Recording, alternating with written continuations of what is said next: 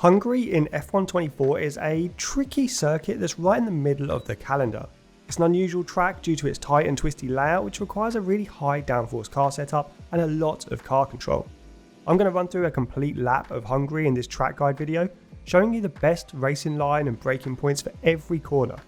And there are a lot of corners at this track that present a wide variety of challenges. Kicking off a lap around Hungary, turn 1 is undoubtedly the best overtaking opportunity around the entire lap. There is a hard braking zone with a pretty tight apex and a DRS zone that comes at you extremely quickly. On the approach, look for the 100 meter braking marker board, and just as you pass this, hit the brakes hard at 100% pressure. Your next reference point is the 50 meter board. As this goes out of view, start slowly rotating the car in towards the corner. As you come away from the left part of the track, start to release the brake pedal gradually, trail braking into the corner. This will help with rotation and shortening your braking zone. Shift down to third gear, or second if you need a little bit more rotation. You can touch the inside curb, but don't be too aggressive as this curb can rotate your car, especially after the 1.6 patch. At the apex, you should be completely off the brakes and focusing on acceleration. You can start to accelerate early out of this corner, but try and straighten your car as quickly as possible. The DRS zone starts while you're still applying some steering, so be cautious when activating DRS as it can cause the rear of your car to become loose. Use some of the flat outside curb if needed, but don't touch the green AstroTurf while accelerating towards turn 2. The second corner is possibly the trickiest braking zone as the track falls away from you as you turn through it. There aren't many good braking references either, so I generally try to use the signage on the right side of the track to know when to brake. If you're feeling brave, you can mount the outside curb on the approach. Almost as soon as you start braking though, you want to aggressively turn in towards the apex. Shift down to third gear as you slow your car through the corner. Trail off the brake pedal as you rotate your car and hug the inside curb without touching it. Touching this curb will almost always start to unsettle your car. Accelerate early but not too hard right away, gradually applying the throttle and drifting out towards the right of the circuit. Turn 3 is a very fast right-hander which can be taken at full throttle. Take as much inside curb as you can without cutting the corner and open up the steering to drift right out to the left of the track while keeping the throttle at full. Turn 4 is one of the quickest corners at the Hungaroring in F124, so keep your car positioned far right and mount the curb on the approach. Our goal with this corner is to apply as little steering input as possible. Just before you reach the start of the yellow signage on the side of the track, apply a small dab of brakes and throw your car into the corner. Try to cut the inside of the corner as much as you can, but avoid the trap of hopping over the large inside curb. Being too aggressive will always throw you offline and slow you down. Keep your throttle pinned at 100% through the corner and quickly pull your car over to the left side of the track ahead of turn 5. You can carry a lot more speed through turn 5 than you first think. Watch for the curb on the right hand side, and just as it vanishes off the screen, start to brake and turn into the corner at roughly the same time. You won't need much brake input at all, applying only around 40% pressure and shifting down to 4th gear. Then roll your car through the corner, hugging that inside curb, and start to accelerate as soon as you can.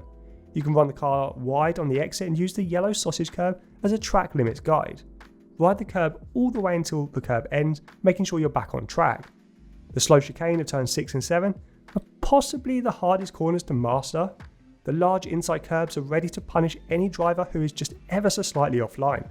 You can brake late into turn 6 and look for the start of the curb on the left to hit the brakes at 100% pressure just as you reach it. Shift down to 4th gear and start to trail off the brakes and rotate into the first apex right after the 50 meter board. You can be aggressive and ride high over the inside curb. Try to just glance it, but don't hit it too hard or it will throw you into turn 7. As soon as you're through turn 6, focus on switching your steering to turn 7, again just glancing the larger inside curb, but veer on the side of caution when hitting these larger curbs. You can accelerate out of turn 6, lifting ever so slightly as you reach turn 7, and then get on the accelerator hard once again as soon as the car feels planted.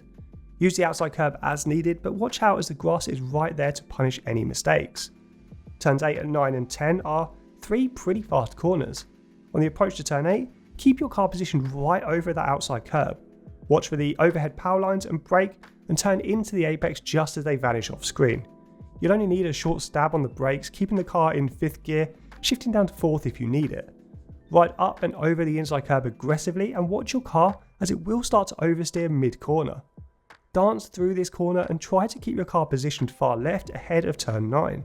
You won't need any brake input for this corner, instead just lift slightly as you turn in.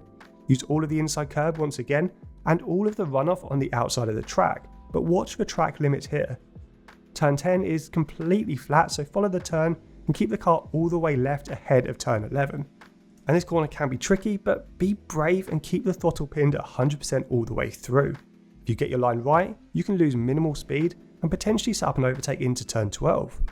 As the left curb starts, you can slowly turn in towards the apex of turn 11, taking a little bit of the inside curb, but not enough to unsettle your car.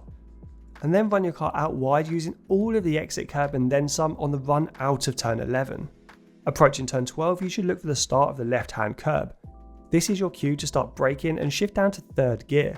You'll only need a short stab of 100% brake pressure before trailing off the pedal. Then turn in towards the apex right after the 50-meter board. Hit third gear and carry a lot of speed through the apex, riding up and over the inside curb. And you can start accelerating earlier than you think. Once again, use all of that exit curb, but watch for track limits here. The final two corners are long 180-degree turns that really test your car's balance. On the approach to turn 13, I generally use the overhead DHL sign as a reference of when to brake. Apply only around 50% brake pressure while starting to turn in towards the apex. You can carry a lot of speed through this corner while keeping your car in third gear. Try not to touch the inside curb, but get as close as you can while applying around 50% throttle. Push the car out wide towards the pit entry and expect the rear of the car to step out of line a little bit. Then move over to the left of the track ahead of turn 14. I use the DRS detection line as my reference of when to turn in, and you'll need to start turning in towards 14 before you touch the brakes. While rotating the car, dab the brakes and lift right off the throttle pedal while keeping your car in fourth gear. You can hit a late apex through turn 14 to set up a better run down the pit straight. Modulate your throttle all the way through the corner, which just never seems to end, and use all of the exit curb to maximise your acceleration to finish a lap of Hungary. Now in F1 24, Hungary is a track that is pretty fast and furious.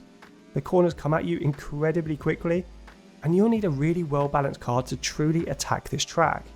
You should look to maximise your aero setup to give you the best mid-corner grip and enough downforce to really push the limits of your car.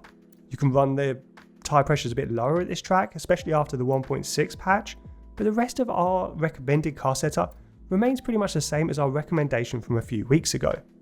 As with all of our F1 24 track guides, I've been using Track Titan to analyse our telemetry, and you'll see throttle and brake telemetry throughout this track guide. Track Titan is an analysis tool that lets you compare your lap time to other drivers and really analyse your laps to see where you can improve your time. We have a 50% discount code for Track Titan, which gives you half priced plus membership for 3 months. If you want to try to have Track Titan for free, you can use the same code to get unlimited lap telemetry for 30 days.